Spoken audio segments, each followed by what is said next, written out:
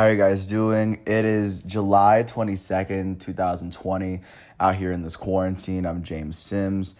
And considering I have most of my elite and my GOAT profiles done, I was going to, once again, before you guys get a chance to see them individually, I wanted to put all of these football players, I want to put my elite football players all in one list and explain to you why each and every single one of them is elite. I'll break it down in each profile, but in this particular one, I'll just list them off and I'll just give you like a quick reason why. And like I said, I'll break it down when I get to my profile. But for now, these are the players that I truly feel are not only the best in their positions, but like when their presence on a team makes them that much better. These are the players that I'm talking about when I refer to that. So first, there's two quarterbacks, two football players in the that I would consider elite football players that aren't officially in the NFL yet. The first one is Trevor Lawrence. We're all aware of. He might be the number one pick overall in the 2021 draft. He started 2 seasons with Clemson. The only game he's lost was in his second national championship. I mean, he won the first one as a freshman. Trevor Lawrence just wins football games. The other prospect I feel is incredibly elite is Justin Fields. I mean, he was originally recruited to play at Georgia after being the number one prospect overall. It's just an all-around athlete. He would then go transfer to Ohio State after a racist incident with the baseball team. And in his sophomore year with Ohio State, they went undefeated. And I think that if Justin Fields was completely healthy, they would have beat Trevor Lawrence and at least had a chance to beat LSU. I think because he's a dual threat quarterback. To me, he's more Russell Wilson than he is Lamar Jackson, and I just think this dude's really dynamic. He wins football games. He doesn't throw a lot of interceptions. Once he gets to the NFL, he's going to change a franchise.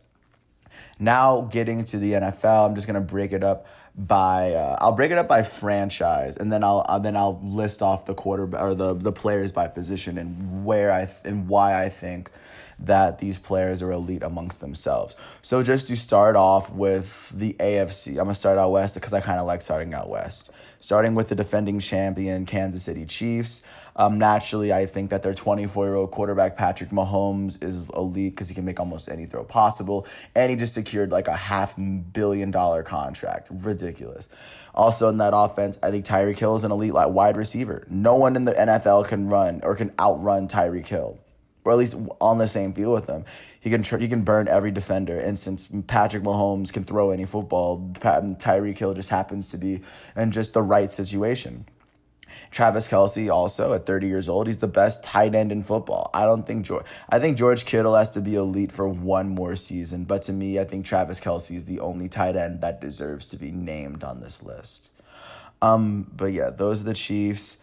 Moving on to because the Raiders don't have any players, but I think the Raiders are a good team, and I think they're ready to go to Las Vegas, especially with how they've how they exceeded expectations this season with a 7-9 record after after the ticking time bomb that's just after bomb that's hit the Raiders, starting with them signing Antonio Brown.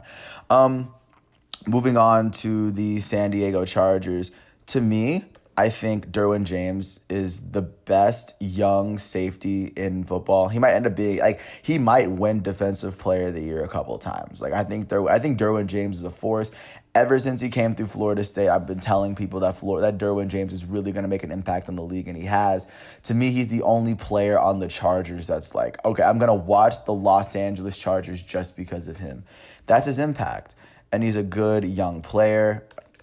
And finishing off with the AFC West, I think Von Miller is the only elite player on the Denver Broncos that really deserves his acclaim because, of course, he's made almost every Pro Bowl in every season that he's in. He's a part of the elite 2011 class. I think he'll be in the Hall of Fame even right now after being the Super Bowl MVP and being a defensive player. To me, I think he has to win maybe a Defensive Player of the Year. He has to win a Defensive Player of the Year sometime soon, and he'll be goated. But I love me some Von Miller. But as you can see in the AFC West, it's kind of stacking up to be the Chiefs' way. But the Broncos and the Chargers have a player to have to at least put some hope in for this upcoming season. Moving on to the AFC North, The Bengals, even though they just signed Joe Burrow, the only player on the Bengals I truly think is elite is AJ Green for the Pro Bowls he's been able to make, and the fact that I'm able to add college players and I didn't add Joe Burrow. I think Joe Burrow was just part of an amazing team, and he's a really really good quarterback. I think he had a historic season. I don't know if he's going to be an elite quarterback. To me, I have to see what he does in Cincinnati. To me, he doesn't have the full. To me, he doesn't have the. I don't have faith as much faith in him as I do in, let's say, a Tua Tagovailoa or a Trevor Lawrence or Justin Fields that's shown like, okay, like I'm able to do this in more than one season. I'm not really taking shots at Joe Burrow, but I just wanted to see with everything in that situation. And moving on, I don't think the Steelers necessarily have an elite. I think Minka Fitzpatrick is on his way there. TJ Watt is on his way there. There are players on the Steelers that are close, but to me, it's no cigar. I even this year, I don't know if there's no one on the Steelers where like I would stick around and watch a Pittsburgh Steelers game just for one player. And for me, that's the reality of the situation. I think the Steelers will fall off a bit this year, but they'll be fine. Leading on to the Cleveland Browns, the only two players that I'll consider elite on the Browns are Odell Beckham on the offensive side. Not much more to really say. I mean, he's fallen off the past couple of seasons, but we'll see if this next year in Cleveland really picks up. We'll see if Baker Mayfield can turn it around, especially in their second season. But he's gonna be a reason I watch the Cleveland Browns this year. And then don't forget Myles Garrett. Myles Garrett is still 24 years old, and he was just given a crazy contract. He was given a $75 million 5-year contract by the Browns. He's expected by many to be one of the best defensive player in football this year. So, I mean, that in itself should show how elite Myles Garrett is. This would go on and lead into the Baltimore Ravens. I think the only players that should be recognized are, one, Lamar Jackson on the offensive side of the ball for, winning the MVP in his, second year of being a starter for the Raiders. And then additionally, I think Earl Thomas deserves to be commended for what he's done in the Seattle Seahawks and how he was able to go to the Baltimore Ravens and turn the Ravens into a feared defense again. He went and assumed the Reed that was once held by Ed Reed. I mean, even though a lot of people be like, don't compare him to Ed Reed, I think Ed Reed is so proud that Earl Thomas, the best safety in football, in my opinion, went to go play for the Baltimore Ravens. And he's making them that much better of a team. I think the Ravens I think they'll shock a couple of teams in the playoffs because Earl Thomas will be running things, especially in the secondary. That's the AFC North. Going on to the AFC East with the Patriots. The Dolphins. I think Tua Tagovailoa is the only elite player on the Dolphins. I think it'll take him a second. But considering how he started out in Alabama, winning the championship game his freshman year and not really missing a beat, I think he's one of the more accurate I think he's the most accurate college quarterback I've ever seen. So I really can't wait to see what he does with the Dolphins as soon as he starts. On the Jets, as of right now, the only player that's elite wants out, and Jamal Adams. I don't know if he's gonna be on the Jets by the end of this offseason, but as of right now, Jamal Adams plays for the Jets, and he's an elite safety for what he's been able to do in the 3 years he's been in the league. He's that dude. And of course, moving on, Buffalo Bills. There's a 22-year-old linebacker that leads the defense for the Buffalo Bills. Tremaine Edmonds, just for that, should be recognized as one of the best linebackers the game has ever seen, just for doing that at such a young age. He very well could flop. The possibility is there, but at this rate, no, I think Tremaine Edmonds is definitely there to stay. He's definitely a player to be feared in the NFL.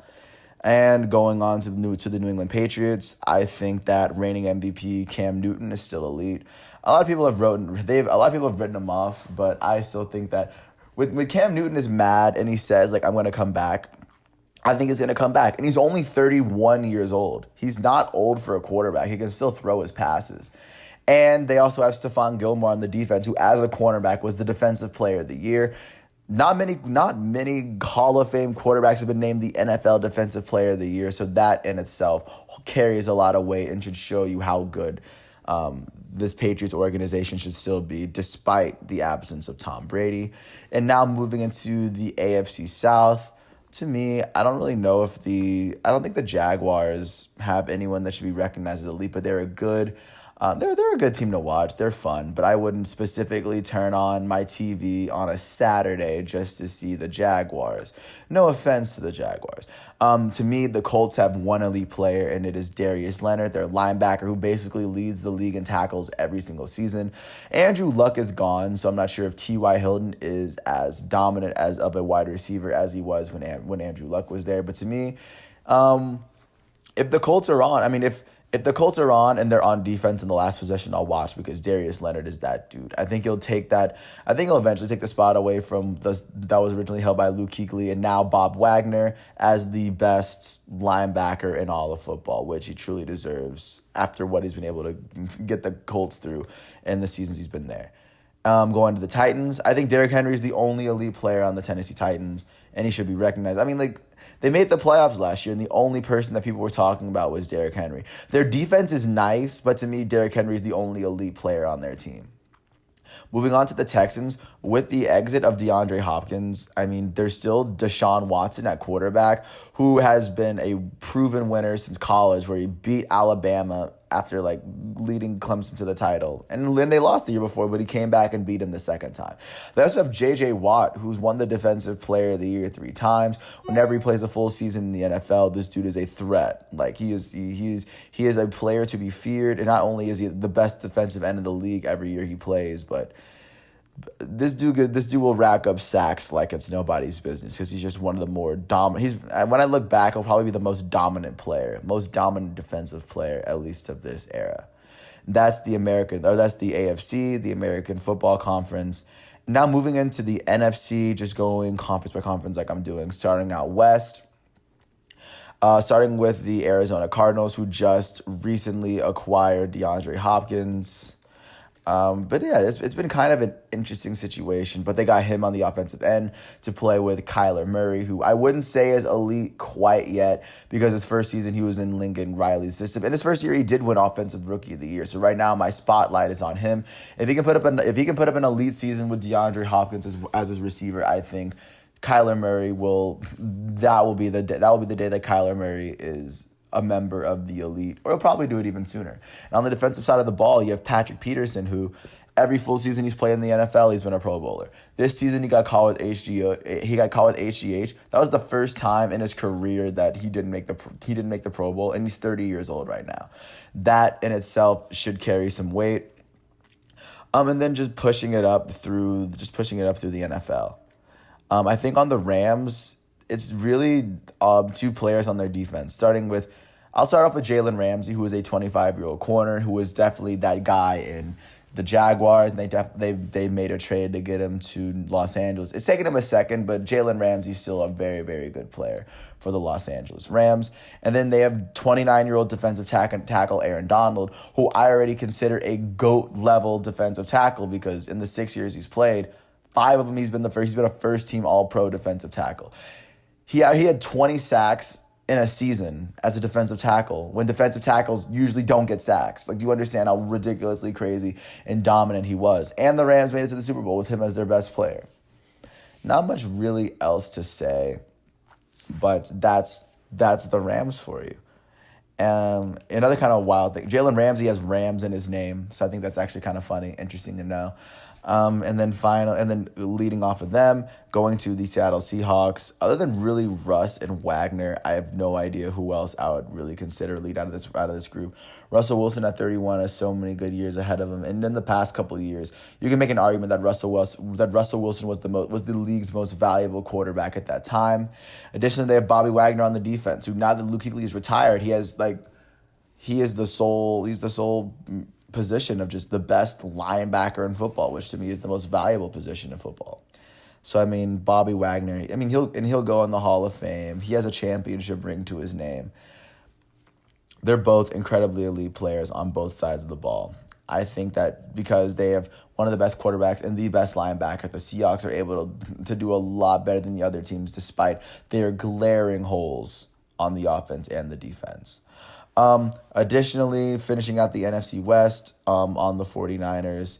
The only player on the 49ers that I really considered elite on this list is Nick Bosa because of his amazing rookie season and how much he was able to impact that team that was, the worst team in football to get him, and they signed him.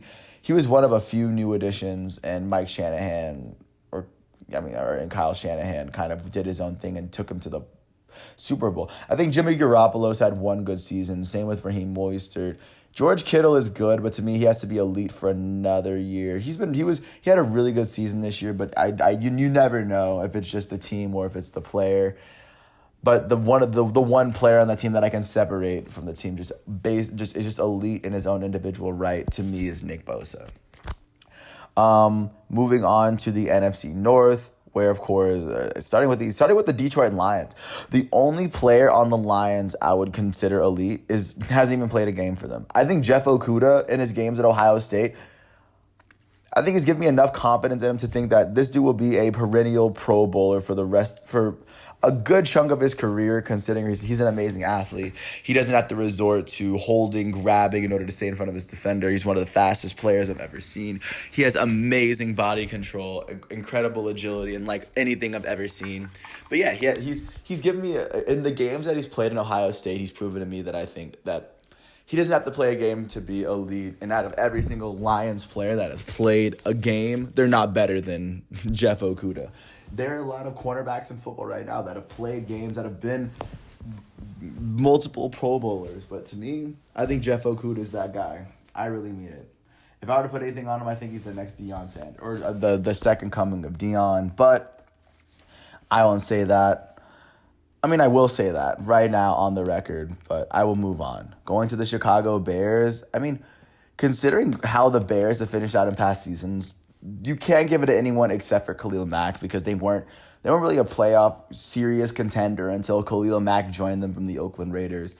After he was a 2-time All-Pro first team in the same at two different positions in the same year. But yeah, Khalil Mack is most definitely that dude on the Bears, and ever since he's been there, like he's been the guy to look out for, especially in that organization. I think just like Khalil Mack is that dude that makes the Bears that dominant of a team, I think Harrison Smith to me is the player that makes the Vikings elite. I don't think there's a myriad of players where it's just like there are players that put up good numbers like Danielle Hunter. He puts up good numbers, but it's like to me it's really weird that he's not like on the national stage, that people don't really recognize him for what he is. To me, I think Harrison Smith as the defensive captain of a team whose defense has gotten them in the playoffs all these times, I think Harrison Smith should be recognized as such. He was a Pro Bowler the last 5 years. There's nothing to suggest that he's fallen off. And like I'm saying, like his presence there leads to wins. And I think out of the Vikings, if you can attribute it to one player more than anyone else, I think Harrison Smith is the only elite player on that roster for now. And there are other players that are coming up. Hopefully if Danielle Hunter puts up another season and gets recognized with the NFL for sure.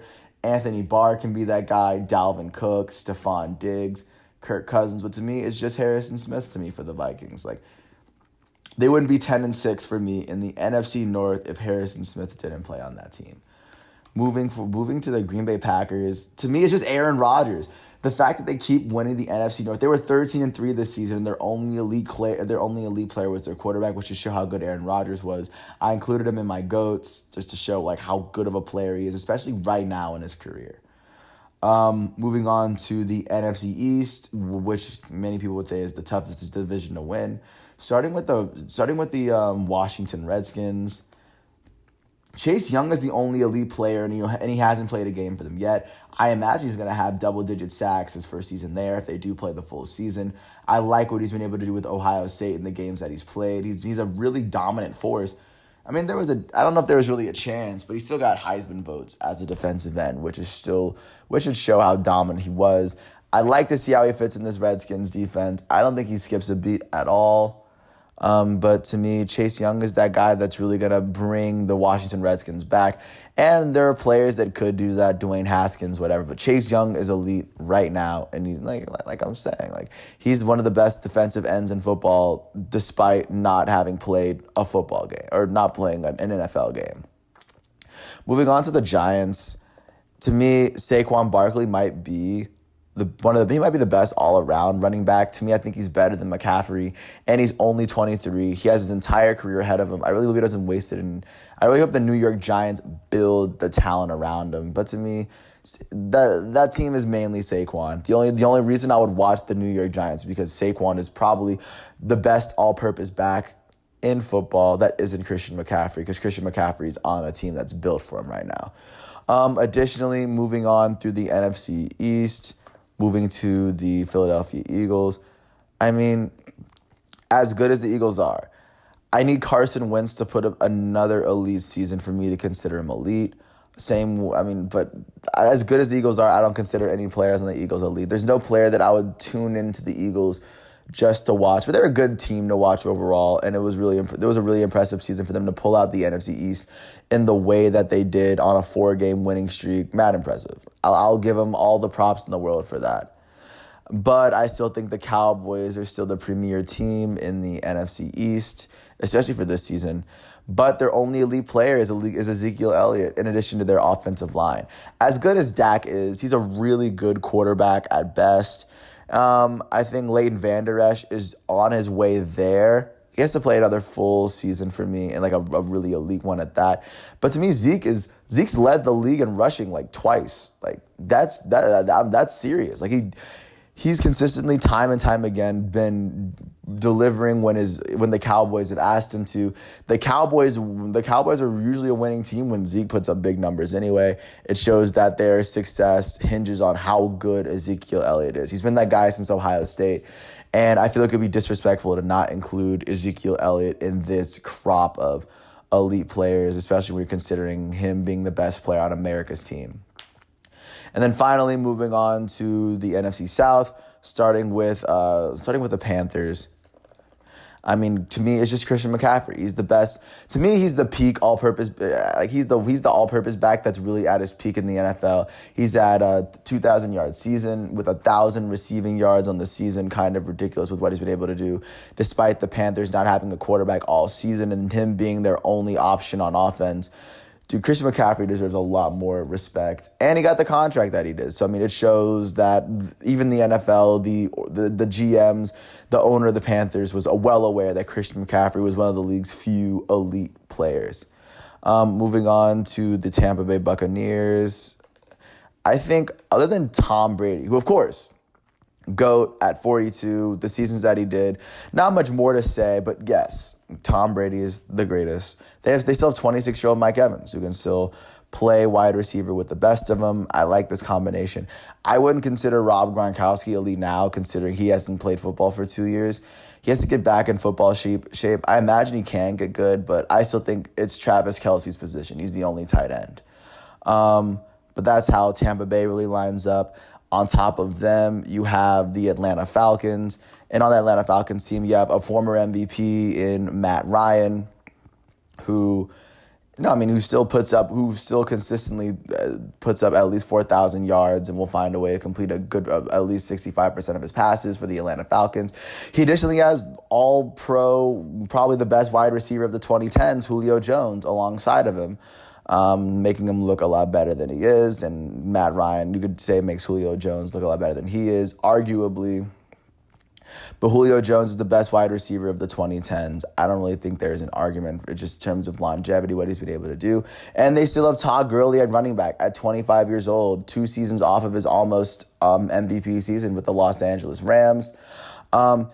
The Rams recently cut him because of his past injuries after signing him to a big contract. The Falcons signed him to a 1-year deal. He said his body is ready, so I'm going to trust him when he says that. And when healthy, I think Todd Gurley is one of the best running backs in football.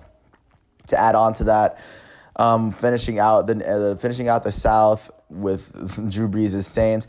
I think Drew Brees is the reason this team goes. I think he's a goated receiver for what he's been able to do for the New Orleans Saints for his entire career, how he was able to come after Katrina and make New Orleans his city and be the guy that he's been. He said some stuff, but Drew Brees is still an elite quarterback, and he still has Michael Thomas at wide receiver, who set the single-season reception record, which is insane. He had 150 receptions in in 16 games, averaging almost 10 receptions for all 16 games. Drew Brees was able to make that happen. And just for Michael Thomas hitting that record, Drew Brees has to throw the football to Michael Thomas all those times. And defensively, as good as Will Smith is, he's good, and Lattimore, they're great. But the 2 elite players on the Saints are Drew Brees and Michael Thomas. I don't really know if there's anyone else. But with all said and done, that's how these elite players are separated amongst their divisions. And now just to finish it off, just to go by position, right? Just from oldest to youngest. At quarterback, the oldest is Tom Brady at 42. Behind them, you have 41-year-old Drew Brees of the New Orleans Saints. Then you have goated 36-year-old quarterback of the Green Bay Packers, Aaron Rodgers. Following him, you have former MVP and almost Super Bowl winner Matt Ryan. And then after him, you have 31-year-old Russell Wilson for the Seattle Seahawks and 31-year-old Cam Newton for the New England Patriots. The next elite quarterback after that is 24-year-old Deshaun Watson for the Houston Texans, followed by Patrick Mahomes of the Chiefs, who just secured a $500 billion contract after winning the Super Bowl and Super Bowl MVP. Then you have 23-year-old Lamar Jackson, and the youngest elite NFL quarterback to me is Tua Tagovailoa because he just got signed with the Dolphins. And then after him, you have Justin Fields and you have Trevor Lawrence waiting up. I have 12 elite quarterbacks.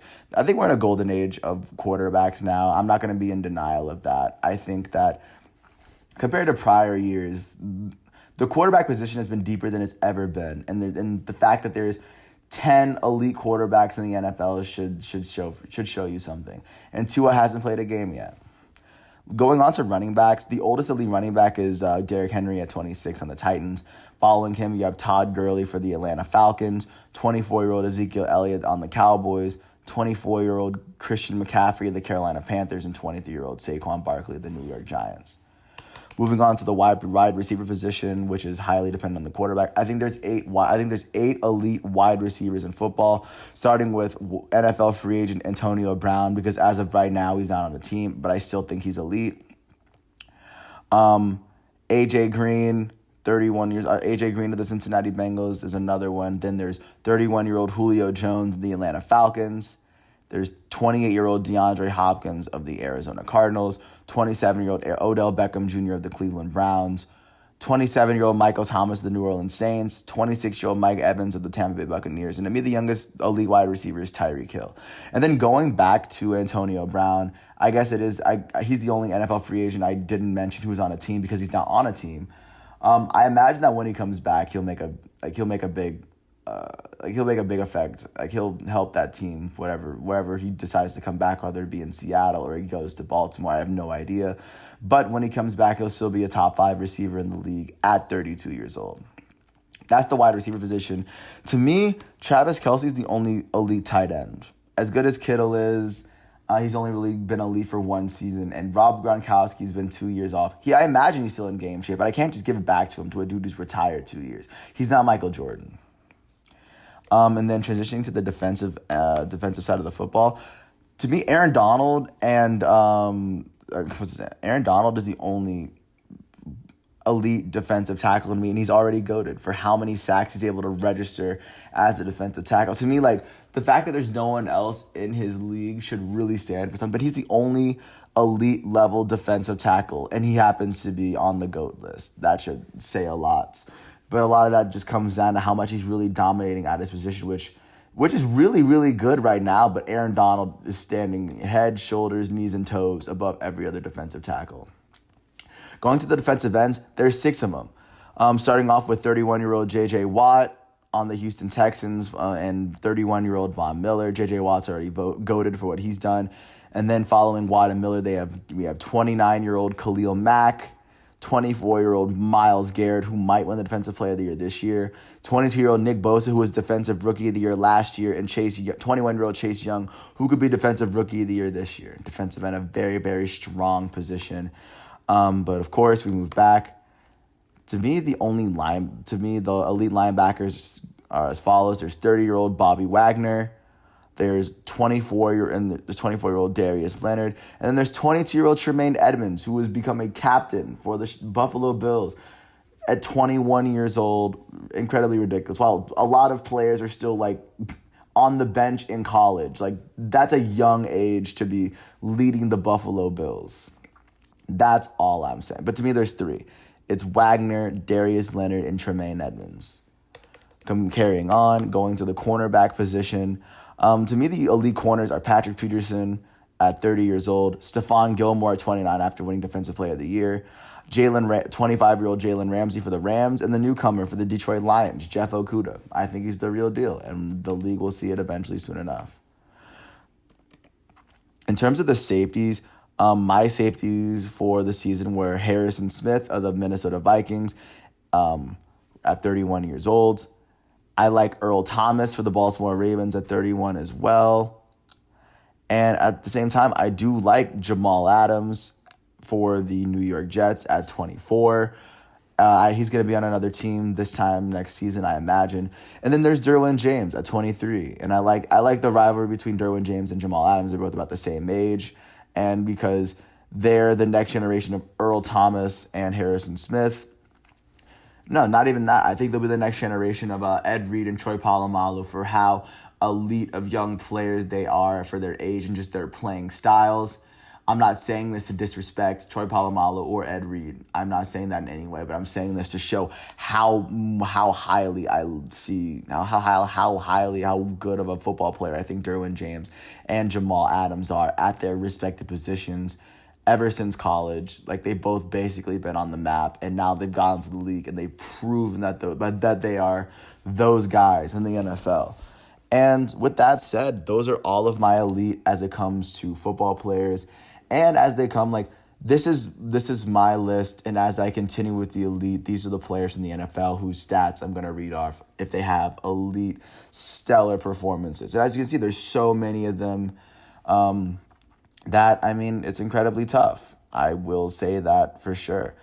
But these are the guys that at the end of the season, these guys are consistently rated as not only the best players on their team, but they're consistently rated as the best in their position in a 32-team league where 31 other players share their starting position in different cities. I think with that in mind, it's a good idea to really get to see all these players and get a full picture of what the best players in the NFL that are competing at the top of their game right now. There's so many games, and of course there's Sunday Ticket, but I'm saying, like, if you're gonna follow any players, these are the players that of course I'm going to refer to as elite. There are a lot of other really good players that I'm gonna try to keep an eye on as the season comes, but to me, these are the undisputed elites just because of what they've been able to do. And of course I'll vouch for the prospects, Trevor Lawrence and Justin Fields, because they haven't played a game. But yeah, this is my list. Not much more to say. I imagine football will pick up pretty soon, and I can't wait for it to get back. Football is one of my favorite sports. I did baseball first because baseball's coming up, and I really love me some baseball. But yeah, I love football. I played football. I played running back in high school. Got to meet some of the players that eventually went on to play in the NFL. It's a very fun ride, and I just like watching football. It's 16 games in a season. The playoffs are fun. The Super Bowl's pretty intense. And because the college football season, the system is that in college football, like, they play in America, so we get to see them. We get to see players basically sprout up from, like, freshmen in college to being, like, NFL Hall of Famers. And the fact that it's such an American sport is why I can see why so many American, like, sports fans love it. To me, I'm more of a bigger college football fan than NFL because of just the atmosphere of college football that surrounds each program. But to me, I love both. I think I love watching the players in the NFL more, but I like watching the games in college more.